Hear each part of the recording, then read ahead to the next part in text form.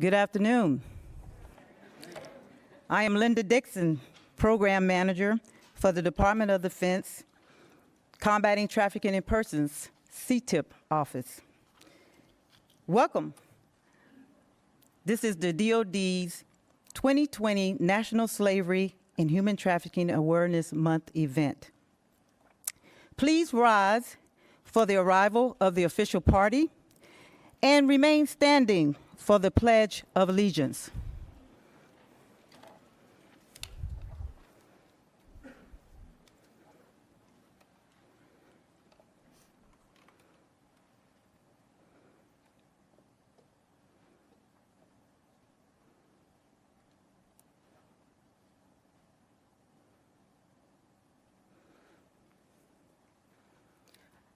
I pledge allegiance to the flag of the United States of America and to the republic for which it stands, one nation, under God, indivisible, with liberty and justice for all.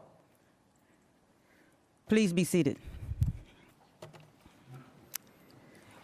We are pleased to acknowledge the official party, the Ambassador at Large for the Office to Monitor and Combat Trafficking in Persons at the State Department, Ambassador John Cotton Richmond.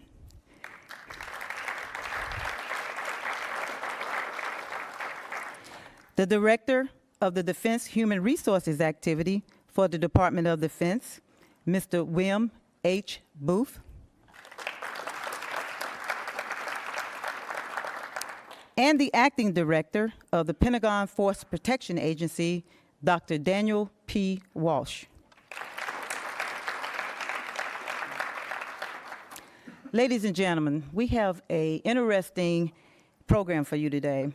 Unfortunately, our second speaker, Kumar, was unable to join us, but we promise that the next hour will be compelling and insightful. Ladies and gentlemen, it is now my honor to introduce the Director of Defense Human Resources Activity, Mr. William H. Booth. Mr. Booth is a member of the Senior Executive Service. In his capacity as the Director of Defense Human Resources Activities, he provides administrative and operational oversight of the field activity, which includes the Combating Trafficking in Persons Program Office. Immediately prior to this assignment, Mr. Booth served as the Assistant Deputy Undersecretary of the Air Force Management and Assistant Air Force Deputy Chief Management Officer. Mr. Booth retired from the Air Force after 28 years serving in a wide variety of positions of increasing responsibility at Wing, Major Command, Unified Command, and Air Force Headquarters level. We are very fortunate and thankful for Mr. Booth's leadership and support of the Combating Trafficking in Persons program. Mr. Booth, sir, the floor is yours. Thank you.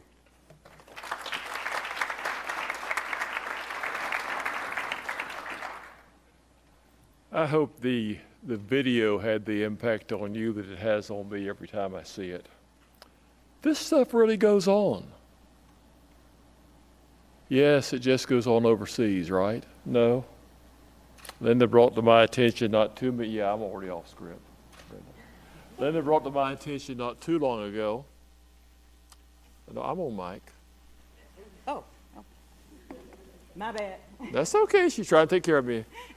That recently, not too far from where I live, out in the Herndon area, we had a major roundup of human traffickers. That's where we live and work. So this is real. This is not something that's just far, far away. But when our military are deployed, when our civilians are deployed, but even if we're in garrison, even if we're here at the Pentagon or at the Mark Center where most of us work, it is our responsibility to do the same things that you saw in that order from Southcom Commander. And let's never forget that. Now, I will actually go to my prepared remarks. The video did it, okay? Thank everyone for being here. Absolutely thanks to the folks that organized the event. It takes a lot of work. Thanks to each of you that do your bit every single opportunity you have to help us in the ever-ending campaign to eradicate this thing called human trafficking. Now, we're honored today to have Ambassador Richmond with us. Ambassador Richmond basically is an ambassador to the world to help lead this effort. He's the federal government lead over at the Department of the State for eradicating human trafficking. And frankly, I'm just amazed he even had time to give us a few minutes today. So, sir, thank you for being here. The President declared this the month that we focus on preventing human trafficking. The proclamation of its, National Slavery Human Trafficking Prevention Month. We have events such as this. But more importantly, let's talk about what we in the department have done over time. There's things to be proud of, and there's certainly things to strive for in the future. First of all, we were the first department in the federal government in our acquisition regulations, in the DFAR, to insert a clause that actually mandates that contractors pay attention to trafficking. Way back in 2006. But as you see, even today, incidents occur. So that's a good thing.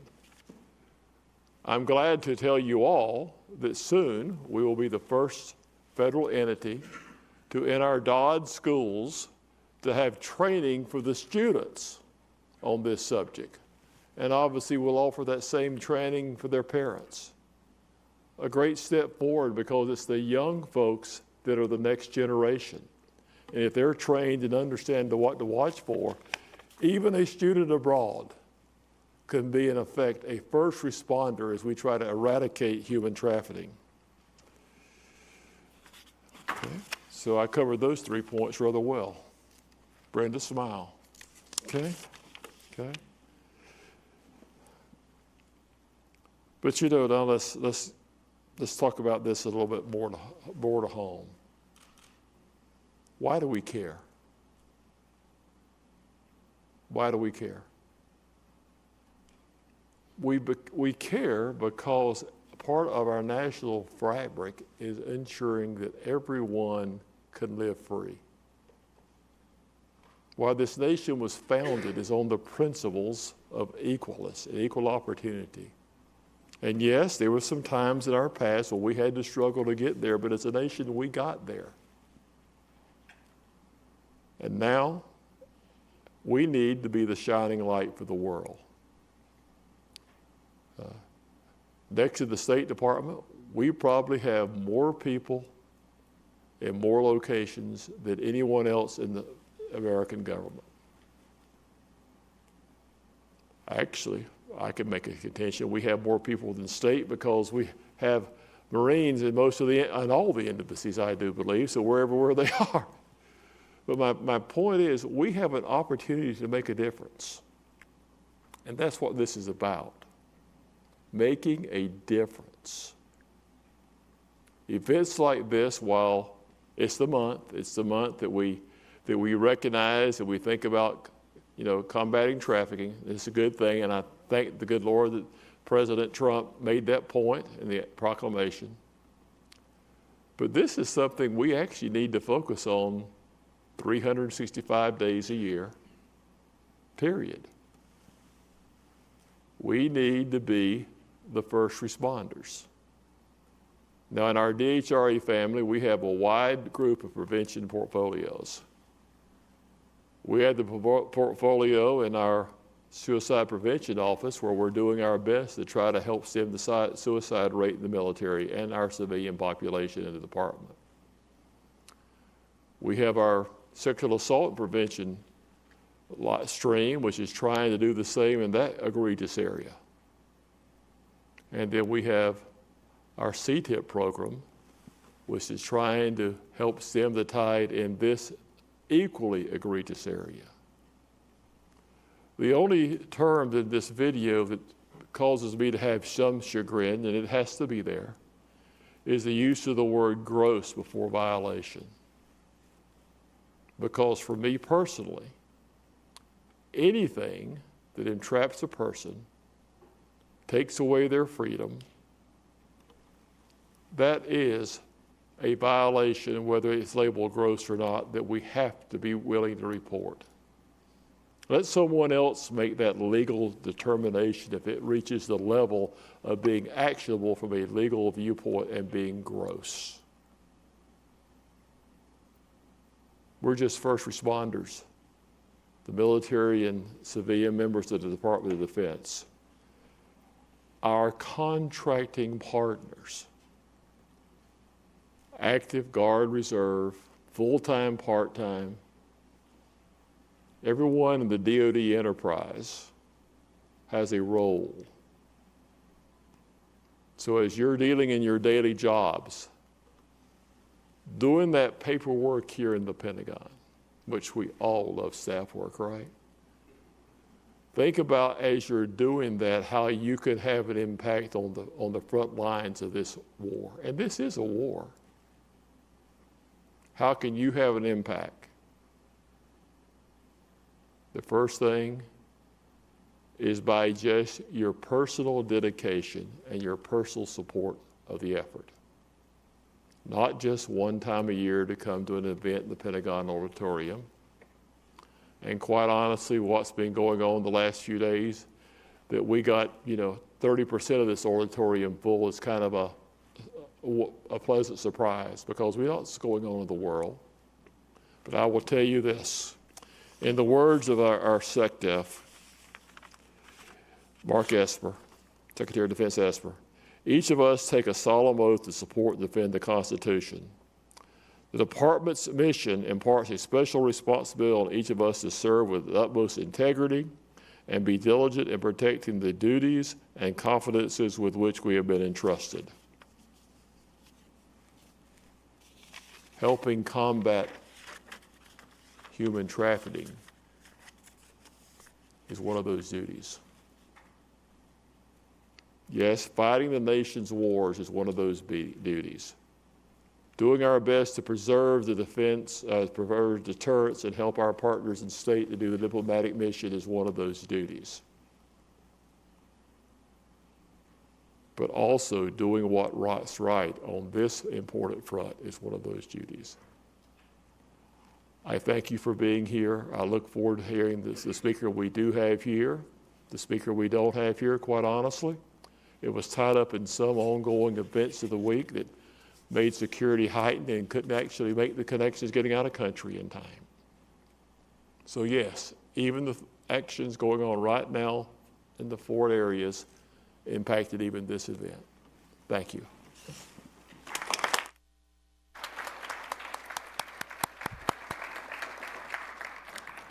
Thank you, Mr. Booth. We will now move directly to our speaker, Mr. Harold D'Souza. Mr. D'Souza is a survivor of labor trafficking and debt bondage in the United States of America. Originally from India, Harold stepped down from a senior management position in order to pursue the American dream, which he believed was within his reach. For 133 months, Harold was exploited at the hands of a human trafficker within the United States, losing his freedom and struggling to keep his family safe. Today, Mr. D'Souza is a survivor, an advocate, public speaker, and a member of the U.S. Advisory Council on Human Trafficking. Please join me in welcoming Mr. Harold D'Souza.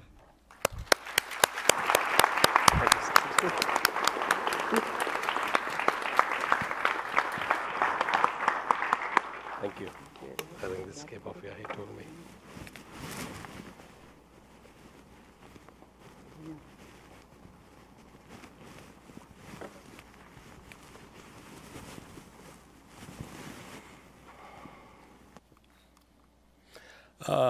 Good afternoon, everyone. thank you first and foremost for inviting a common man, a survivor, especially to Pentagon. It means a lot to me and to all the immigrants, not only in the United States of America, but globally. Respected Dr. Walsh, Mr. Booth, my good friend, I would say, but I'm very proud to say that Ambassador John Richmond is a very happy, humble, honest, and a good human being. And he has done a fantastic job way back in India. And I thank you very much for encouraging survivors to live a happy life. And moving ahead, I want to thank Linda, Brenda, Laura, especially Linda and Brenda for being so cool, caring, and compassionate, for organizing my logistics, my travel plan to DC, and again giving me a ride here and making my life very easy. So thank you very much. So having said that, I want to thank each and every individual sitting here, and I just want to share what happens in the life of human labor trafficking and debt bondage in the United States of America. And just moving ahead, I just want to share, like I have titled I've written a book, A Frog in a Well. But why I say that, I grew up in a village in India, Mangalore. It's a small village, and we don't have running water or electricity. So every house, there is a well, and from the well, we get the water.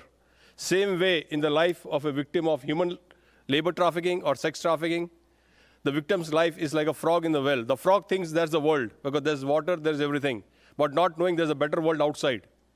So same way in the case of a labor trafficking, we didn't know that you have choice, you have freedom, you have happiness, other factors.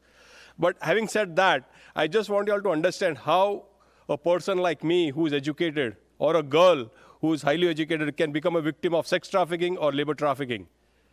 Understand one thing, I am from India. Mine is an arranged marriage.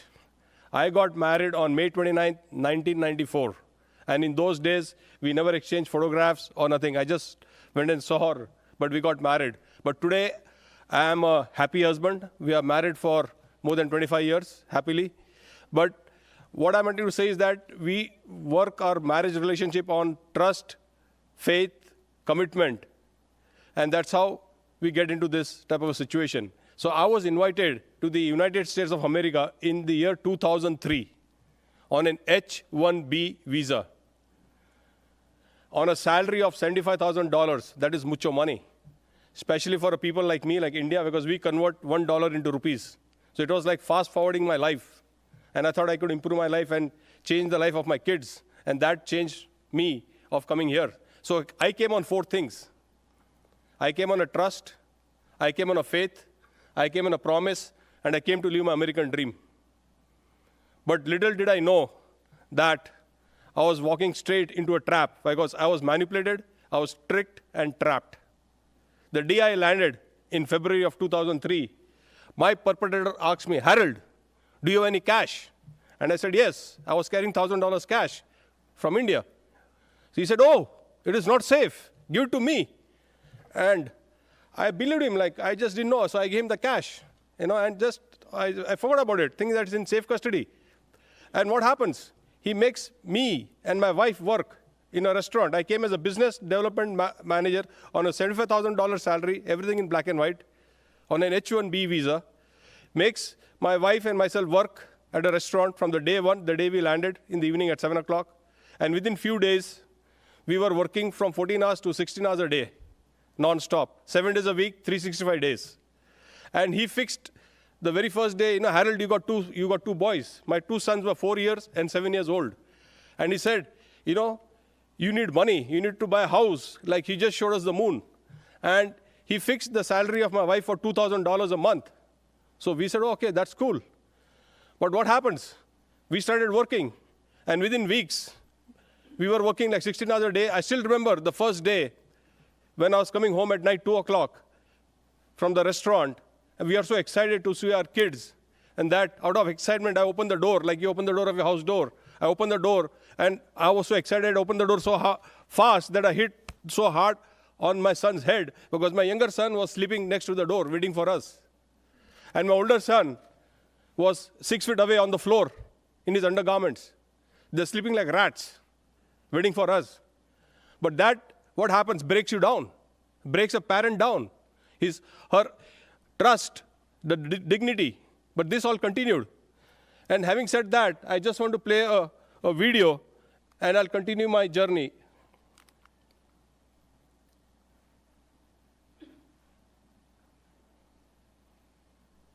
This will give a total idea. Oh, sorry.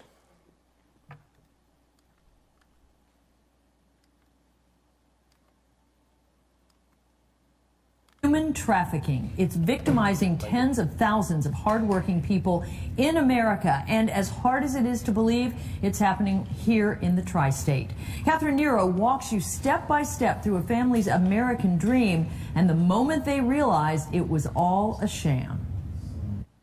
$75,000 a year. That's the money Harold D'Souza was promised. The money that made him uproot his family from India and move to Blue Ash.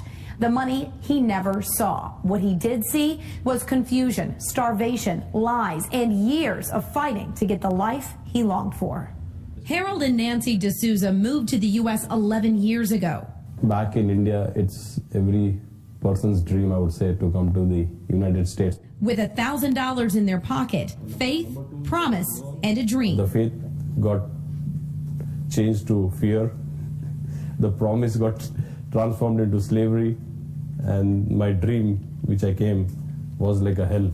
Within months, the nightmare began. They worked 15-hour days, 7 days a week, and never got paid.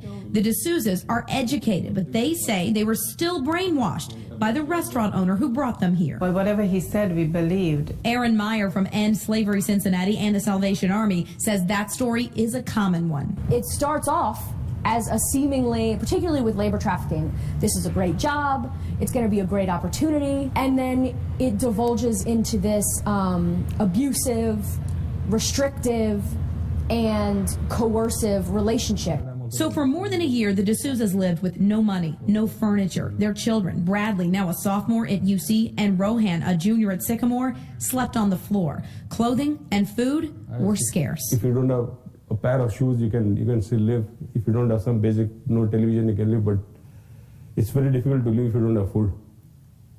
You know, like, and I can still feel it. The restaurant owner, whom the D'Souzas won't name for fear of retaliation, never paid them a penny. In the US, we didn't know the culture, we didn't know the people, we were totally clueless. Eventually, Harold and Dancy took their story to Blue Ash Police, who sent them to the Department of Justice. She said this is a case of human trafficking. Till then, even we did not realize that we had been trafficked. On the other side now, he's proud of his perfect attendance at his new job at Children's Hospital, and Bradley and Rohan have an entire trophy case of awards honoring their community service. This community helped us so much. Us giving back however little time is still not enough to make up for the thanks that we have. We came with a dream to the United States of America, and today I think we're living the dream. Harold says the food he eats, the air he breathes, it's better now that his nightmare is over. WCPO reporter Lucy May has an in-depth look at the D'Souzas on WCPO.com, including the outcome of their lengthy court case and how you can help identify victims of human trafficking. Catherine Nero, 9 on your side.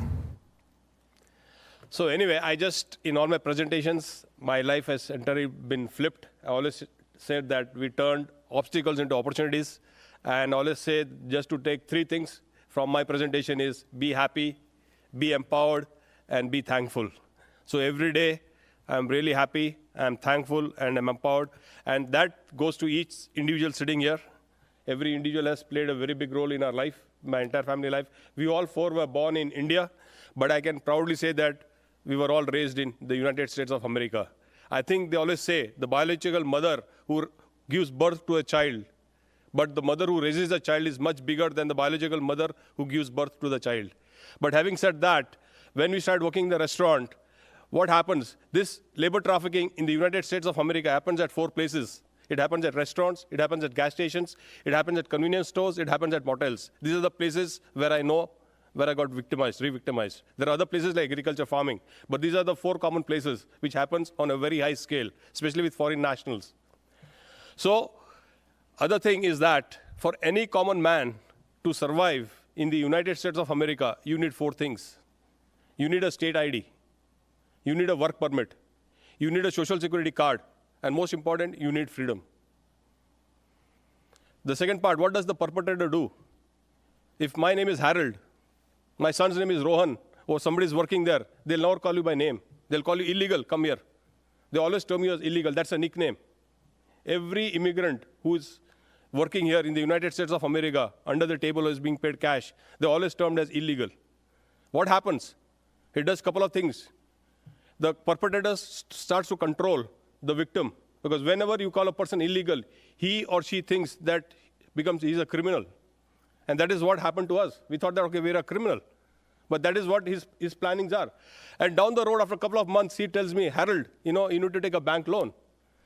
I said, bank loan I didn't want, because we didn't have anything like, you need to build a credit. In India, we didn't have anything like credit cards or what is to build a credit. But he manipulated, tricked me, took me to the bank one fine day, and takes me to the bank. I didn't know which bank it is till today. I didn't know, because he drove me someplace. I go to the manager's cabin. I sign some couple of documents. In 5 minutes, there's a check in my name, a 5-figure check in my name. And then takes me to his house. By the way, most of the perpetrators in the United States of America, or maybe globally, are multi-millionaires, because they make rich profits. It's very intoxicating for them. They get so much joy when they see, it's like removing a fish from a fish bowl and throwing it out. They enjoy it. I can literally see it in my own eyes right now. So he takes me to his house. He told Harold, his $1 million house, and tells, Harold, let's celebrate. You're a rich man. So he gets 2 shot glasses, pours some scotch, and says, cheers, you're a rich man. Let's enjoy. And it was late afternoon, so I just gulped it down, the scotch. And before it could reach in my stomach, from his pocket, he removes a chit and tells me, Harold, you owe me this money. Now, can you believe? In 1 second, I lost 4 things. I lost my voice. I lost my courage. I lost my hope. And I lost my freedom. And it was not 10,000 friends. It was not $20,000. It was more than $40,000. And I was thinking, where in the world I'm going to pay this money back to him? But at that particular moment, I realized now, after 10 years, that was actually a debt bondage. I had no clue. But before I could realize what was going on in my life, and before I could digest what was happening to me, he comes to me, and nicely comes and pats on my back. He says, Harold, don't worry, you owe me much more. I said, oh my God, so that was not the final bill. So there was much more. So this continued. Comes December. We never saw snow in our life. Like I told you, in our house, there was no electricity or running water. So even having a cube of ice for me was like having ice cream. So we saw snow for the first time. Guess what? We get a note from the school teacher that both my sons cannot come to school if they don't wear snow jackets. My kids had sweaters from India, so which they used to wear, but I didn't know what was a snow jacket. So my chef, he bought the snow jackets and gave it to my kids. And then we get a note next day from the school teacher that both my sons cannot come to school if they don't wear snow gloves. Now, we don't know what, they had woolen gloves, but what I'm trying to say, these are all red flags, which could have been identified at a very early stage in the school. Continues. What I'm trying to share, because I got a limited time, but just the tip of the iceberg of what happens in the life of a victim of a labor trafficking and debt bondage. Comes after almost a year. My wife, she could not take it anymore. She used to break down. That was the everyday story. And what happens to a man, a husband, a father, when you have got 2 kids? I always tell, I failed on 4 Ps. I failed as a person. I failed as a provider. I failed as a protector, and I failed as a parent. But having said that, after 1 year, my wife could not take it anymore. So she confronted the perpetrator in the kitchen in the morning, 10 o'clock when you're putting the buffet, and says that, why don't you pay me my back wages? And do you know, right from San Diego to New York or anywhere in the United States of America, whichever small town it is, perpetrators use 4 words to every immigrant. Number 1, I'll get you arrested. Number 2, they do with action. They'll put your hands and say, I'll get you handcuffed. Number 3, I'll get you deported. And number 4, I'll get you jailed. Now, no foreign national wants to hear these 4 words, because everyone here has come to do a better living for their family back in their own country, or to have a good life. Every foreign immigrant who come here to work are good human beings. They are not criminals. But this is what they tell. And what happens? Everyone gets scared, including me. So he told my wife, he does like this: I'll call the immigration department right now and tell them that you're illegal. You are not supposed to work here. You make a person work for over a year and then say that you're not supposed to work. But having said that, my wife didn't say a word. She said that, why don't you pay Harold the $1,000 he gave you? So he calls me, looks into my eyes straight and tells, Harold, what cash? What money? You didn't give any cash. Friends, like I told you, I'm from India. But in 1 second, my emotions, my feelings, and my sentiments was shattered. I just couldn't do anything. But I always say, in God's home, there is delay, no denial. And my chef, he heard it. He was in a similar situation in some other state. And he got his status later on. So he told me, Harold, you need to get out. If you don't get out, you, your wife, and your 2 sons are dead. And that is how we went and started to fight our case. Eventually, my case went to the FBI. It's a long story. Like, I went to the Blue Ash police station. I was running from post to pillar. I didn't know what happened. He sold the restaurant. We were kicked out of the restaurant. What happened? My life began from bad to worst. I didn't know whom to contact, because he used to always tell me undercover cops come or immigration department comes to the restaurant, and so don't talk to any Americans. So when all these things transformed and we didn't know what to do, we got re-victimized. I got re-victimized at another place. He hired a guy to shoot me, and I could see he threatened me that I'm going to kill you. One is, I used to always say that I saw the movie The Good, the Bad, the Ugly of Clint Eastwood when I was in India. So it's so exciting when you see blood and when you see gunshot. Then it's a big thriller. It's a big movie. But when somebody threatens you literally and you can see it and you mean it, that he's going to kill you. So one day, I was talking to my wife in the afternoon. I was so traumatized. And I was telling my wife, that I'm not going to live. And I'm going to die. So my younger son was playing on the floor on the corner. So I always tell, do not be scared what the child speaks, but be scared what the child sees and hears. So in few seconds, my son comes and taps me on my back, and I look at him. He says, Dadu, if you die, who takes care of my school? What will happen to me? So that is when it hit me that I need to do something. If I die, he dies. If I die, my wife dies. And so I thought I got to live, come what may. And that is what gave me the determination, the willpower, and God's blessing that I need to come out of this situation. And I had no clue that how I'm going to do this, how it's going to make it happen. Eventually, my case went to the FBI. So I have a lot of respects for DOD, all the delegates sitting here, the law enforcement agencies, because the FBI agent was the first case. She was doing the case on labor trafficking, that too on an H-1B visa. She never did a case on that. But what really amazed me was that I was so scared to talk to an FBI agent, because I was told that I'll get deported, I'll get jailed. That was all that thing going on.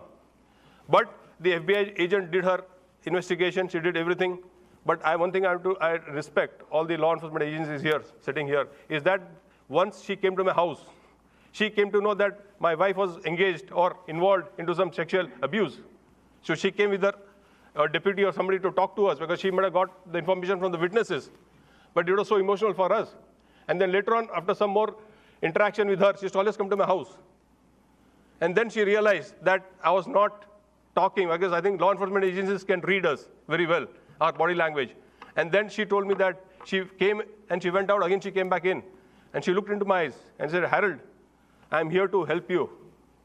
I'm not here to deport you or to get you arrested. I know that even if you work illegally, or she's under the table, she didn't say illegally, but you're working under the table and taking money as a cash, and I was working in a store. And yes, I was getting paid cash.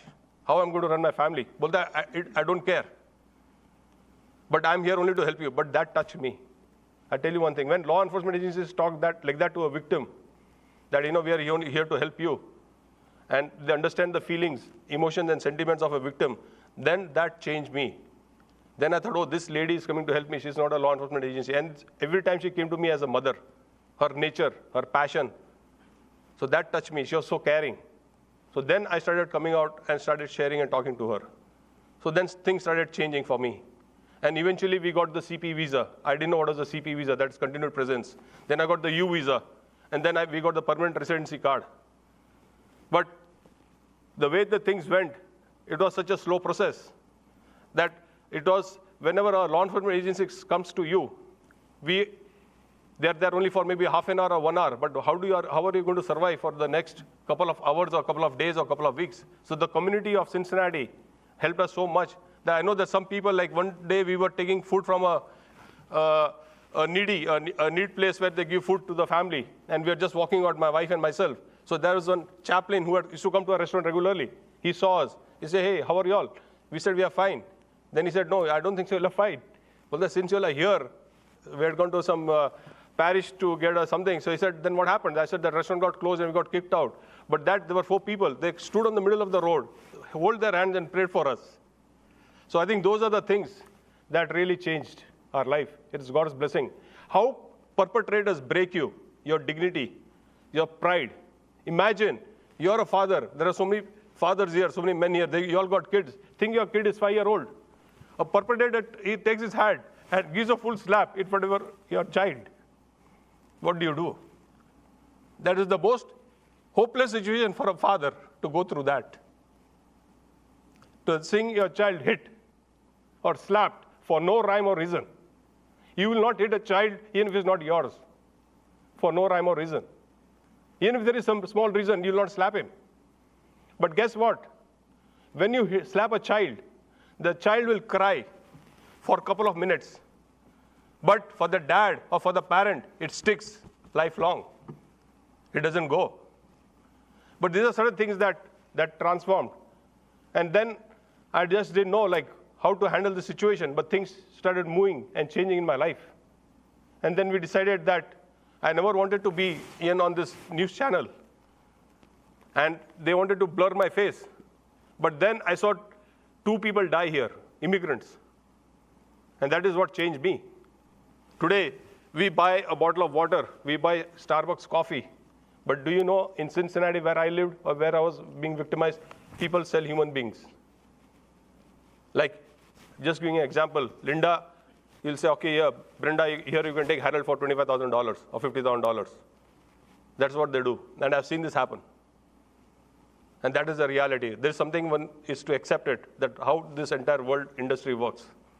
This industry basically is very, very ruthless. And that is what changed me. I still remember one of my friends, he was from India, from Goa. He was working with me here. And these people, why people don't get caught? Whenever the victim of labor trafficking, they move from one state to another, one place to another. They're never at one place. So that's why most of the cases do not get surfaced. It gets closed. They'll use them for maybe a year, 2 years, and they move out. And what happens? Anywhere in the case of labor trafficking, the perpetrator will hold the salary of minimum 8 months.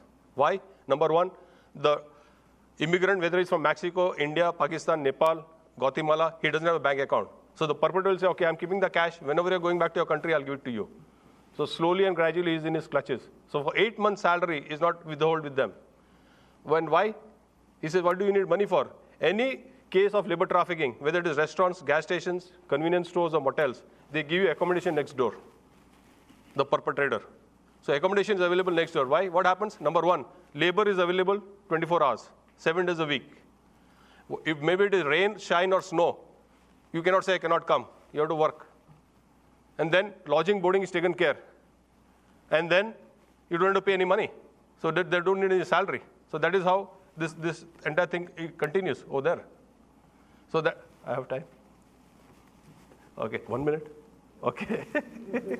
so anyway, so thank you very much. And I just was saying that 1 minute. See, this is how a person disguised himself. And he's 32 years old, acted as an 81-year-old, and this was about 6 months back, and he got caught in Delhi. And that's how people come here. And that's why right now I'm creating protection, prevention, education, and empowerment in India. I just went to India in the month of November. I did over 30 presentations there, trying to educate people not to come here. And but now this man is in the prison. And he was to come to New York and send 30 lakhs to his agent. That 30 lakhs is like $44,000. One lady paid 53 lakhs, that is $75,000 in advance for her husband and her kid. And she got deported after 6 months from Mexico. So these are real life, true stories. And how a victim like me, we say, can become a victim of labor trafficking or sex trafficking. In India, when I grew up in my village, these baby elephants, they're very naughty. They're tied with a thick chain. So they try to run. So they try to run, they bruise, they bleed. But this elephant thinks that I cannot run, this elephant. But after 5 years, this same elephant has got so much power that it can topple a car, it can break a wall, it can uproot a tree. But the same elephant today also in India, I've seen it. They tie this big elephant with the same leg with a thin rope. What the elephant does, it just lifts his leg up and down, up and down. So the elephant thinks that my leg is tied. But then, that's all in the mind. So that's what happens in the case of a victim of a labor trafficking. That is all in the mind. And they just cannot do anything. So I have started a non-profit, Eyes Open International. So basically, I'm focusing in India, Pakistan, Nepal. And so I started with India. Next is Nepal. So basically, working on the prevention education. I have a GoFundMe page where I'm trying to raise funds. So, and these are the hotline numbers. I always tell people to save it on their phones wherever I go. So I have it on my phone, on the human trafficking hotline numbers. And this is my contact details. And in the end, I just like to end with one note, is that, do not tell Pentagon how big the perpetrators in your life. Since I'm in the Pentagon, I was just thinking today when I was coming, but tell the perpetrator how big the Pentagon is in your life, the Department of Defense. So thank you very much. I know what a great job you all are doing. So Vande Mataram, and God bless America. Thank you very much.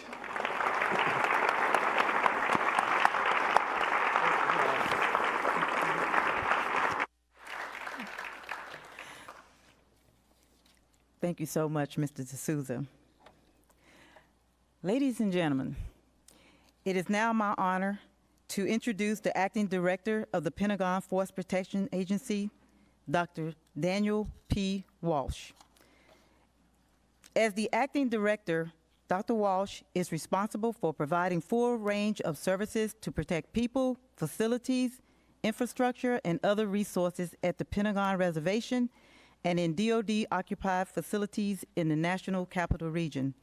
Within this scope, he exercises the authorities of the Secretary of Defense with respect to force protection, security, and law enforcement.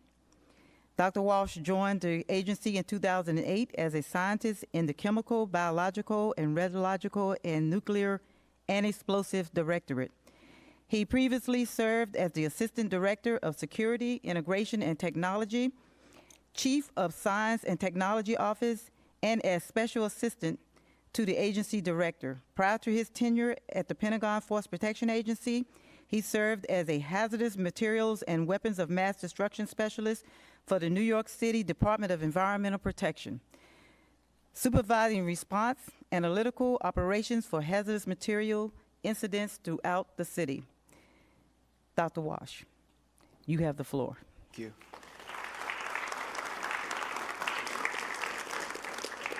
I just want to get some thank yous out of the way. Thank you so much. That was thank you. Thank you. It's very impactful, and it's sharing with us. I just want to, on behalf of everybody here, I just want to thank you. Thank you. Thank you so much, Mr. Booth, for you and your staff for letting us participate and partner with you on this. Sometimes in the security and law enforcement world, they say it's a thankless job, but the truth is we get to police an incredible community here. So you guys are pretty good. When you see someone in uniform, you say thank you to us quite often. So in the policing world, we're pretty lucky. But these CTIP folks, you don't get to wear that uniform all the time and get recognized, I think enough, and you deal with difficult stuff, right? Just moral failings and just the depths of human tragedy every day. And sometimes we get to go blow off steam at the range. I don't know if you ever get to. So you should. Maybe you're welcome to come down there. For all you do, just thank you so much, your whole staff.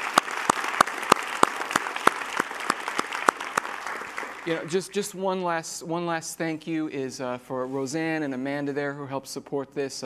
They've been really busy. They put on great events. I just wanted to thank them. And just one final thought. I think it's appropriate as a law enforcement organization that we're partnering in this issue. But it's not just a law enforcement challenge. This is a whole of society human problem, right? And this is global. And when you said it about the red flags with the story about your kids, I have kids the same age as yours when you said that you came here. So it particularly struck me. And you see those little sends messages about people who leave their lunch boxes in the bathrooms, you know, don't go by the bathroom until we clear it. And we push out those see something, say something messages. And maybe this week you're thinking about the folks doing the pre-operational stuff from our adversary overseas, or you're looking for that suspicious package. But there's a see something, say something, and an education challenge for this topic for each and every one of us, for our spouses, for our families. You may have people in your family who are nurses, teachers, social workers, whatever. This is happening under our noses every day as you drive around Northern Virginia, drive around this country. And you know, you do those computer-based trainings, and you can do this one on the computer and just kind of click your way through, like maybe sometimes you do for some of those other ones. And maybe you don't absorb it. I don't think you can listen to someone like yourself and just ignore that. And every year I feel honored to be able to partner with you all, and I'm shocked by how much I can learn and what we can learn from sharing. So thank you again. Thank you all. Have a good day.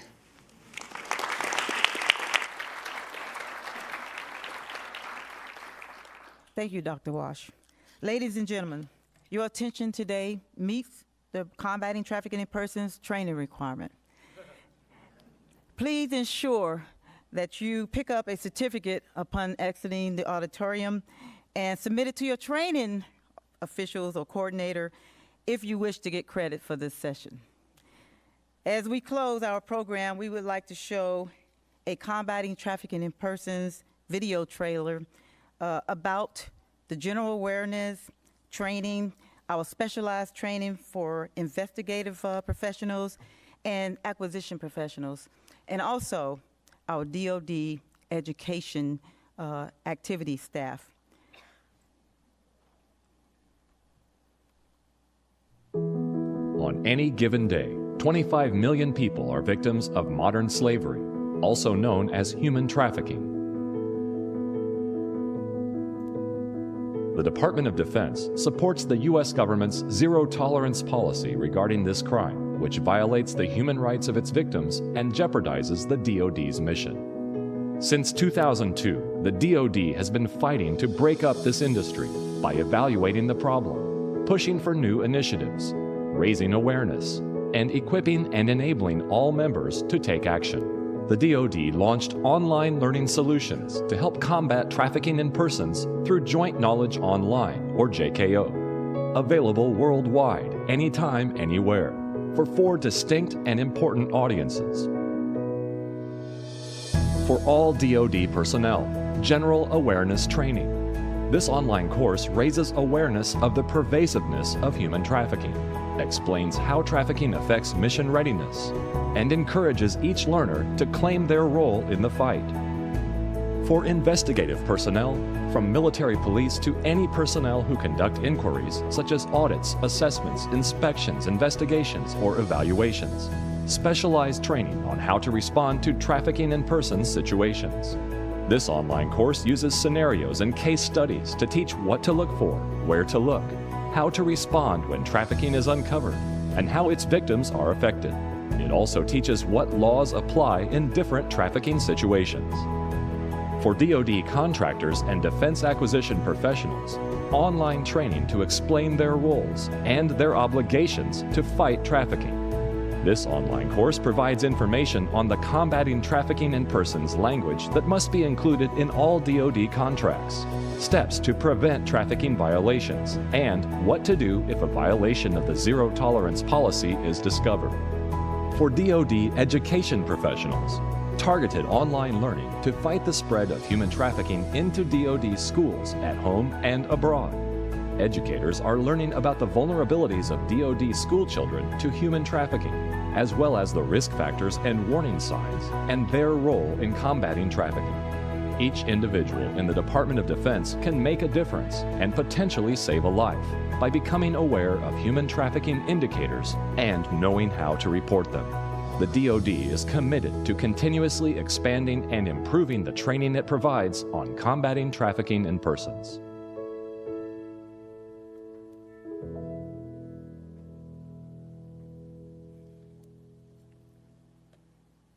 So, Mr. D'Souza wants to come and have a parting word. So we're going to make a change to our program to have Harold come back and say a couple words. Thank you. No, thank you. But I just wanted to share on a happy note that all the good work you do, the pure reflection, the boy's head who I hit when I was very young. I would like to introduce my younger son is here, Rohan D'Souza. Can you stand up, please?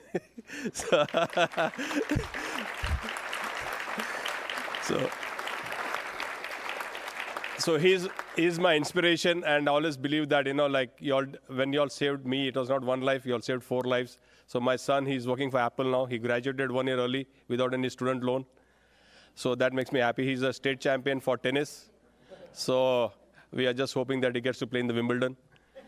He has been a ball boy for Serena Williams, Djokovic, Federer for the last 10 years at Cincinnati Masters. My wife, she works for General Electric Credit Union in Cincinnati, but today she's in Columbus doing a presentation on human trafficking at the Attorney General's office. So this is the first time the Attorney General office day host is doing a human trafficking conference in Columbus, so she could not come. And my older son, he works for Tesla in Chicago. And he'll be completing in this April 6 years. So I just wanted to thank, and thank each one of you for inviting me and all the wonderful job you do for all the immigrants. And I want to thank Dr. Gopal also for coming all the way from Chicago and everyone being here. Thanks a lot. God bless America.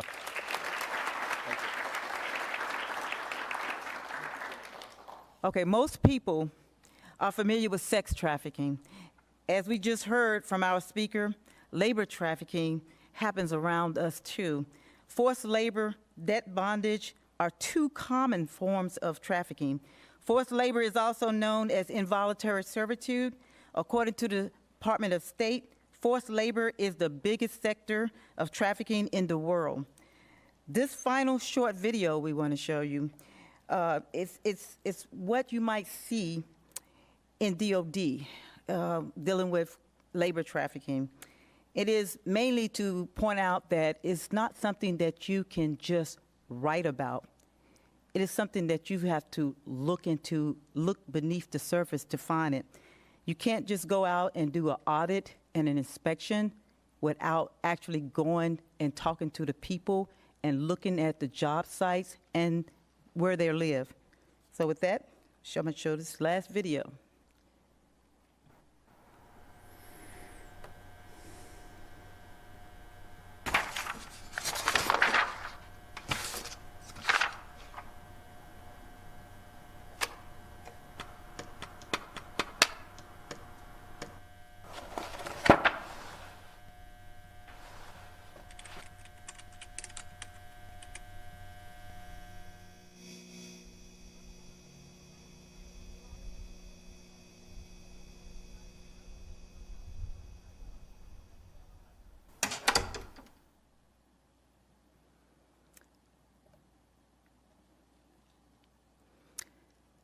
Ladies and gentlemen, we all need to be aware of the indicators of both sex and labor trafficking. This concludes our event. Thank you for attending.